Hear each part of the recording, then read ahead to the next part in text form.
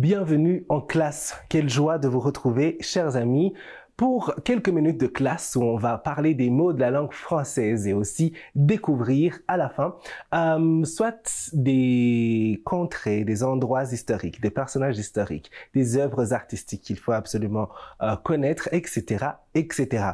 Alors aujourd'hui, sans trop tarder, on commence par découvrir un mot du jour et plus tard, ce sera la découverte.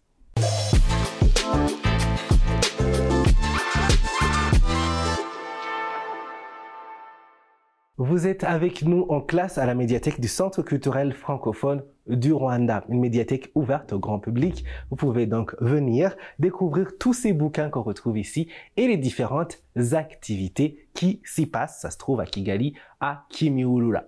Alors, notre mot du jour, c'est univers. Univers, ça s'écrit U-N-I-V-E-R-S et c'est un mot au masculin, on dit un univers, on pourrait dire le univers, mais comme vous le savez, lorsque le ou la est suivi par un mot commençant par une voyelle, on va faire L apostrophe à la place de le ou de la. Donc à la place de le univers, on va dire l'univers. Et au pluriel, l'univers ne change pas parce qu'il y a un S déjà à la fin. Au singulier, au pluriel, on garde toujours univers comme c'est, mais on va dire des univers ou encore les univers. Quelles sont les définitions que nous propose le dictionnaire Le Robert? Jetons un coup d'œil. Première définition.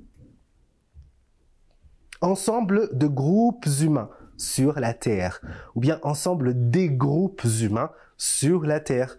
L'exemple concret, ce sera un citoyen de l'univers. On va dire, je suis avant tout citoyen de l'univers. Lorsqu'on veut dire qu'on peut parler sur des sujets, par exemple, qui touchent plus loin que sa propre communauté. Si on veut parler de sujets qui touchent plus loin que le Rwanda ou encore plus loin que l'Afrique, qu'on veut, voilà, on va dire, voilà, j'appartiens à la grande famille des citoyens de l'univers.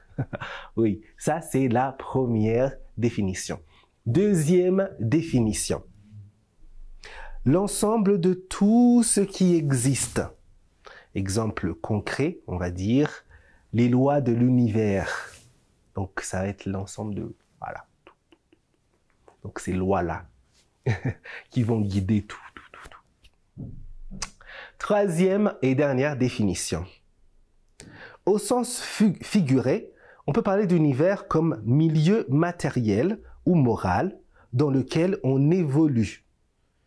Un exemple concret, ce sera un univers mental. On peut aussi parler de l'univers musical de, je sais pas, de Michael Jackson ou de Muyango ou de, je sais pas, voilà. Donc, univers dans ce sens-là de, voilà. Voilà, c'est tout pour les définitions de notre mot du jour, univers. Quels sont les synonymes de univers? Je vous en propose quelques-uns. Cosmos, création, monde, nature ou encore planète.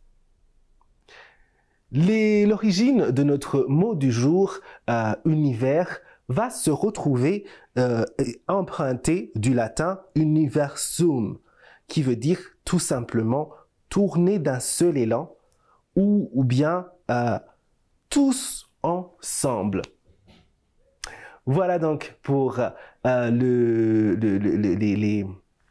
mot du jour d'aujourd'hui. On a parlé de ses définitions, on a parlé de ses synonymes, de son origine également. Voilà donc, mais on ne va pas s'éloigner de notre mot du jour pour notre découverte, parce que tiens, on va découvrir une planète qui se trouve dans l'univers, l'ensemble de tout ce qui existe. Ouais, ne bougez surtout pas.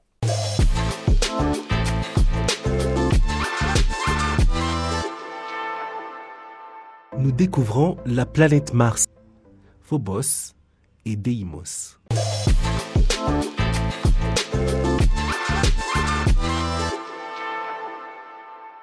Et voilà, c'est tout pour notre classe d'aujourd'hui. Nous étions à la médiathèque du Centre culturel francophone du Rwanda, comme d'habitude, et bien sûr sur Rwanda TV. Restez connectés sur notre chaîne et bien sûr, restons tous curieux et cultivés. Allez, ciao!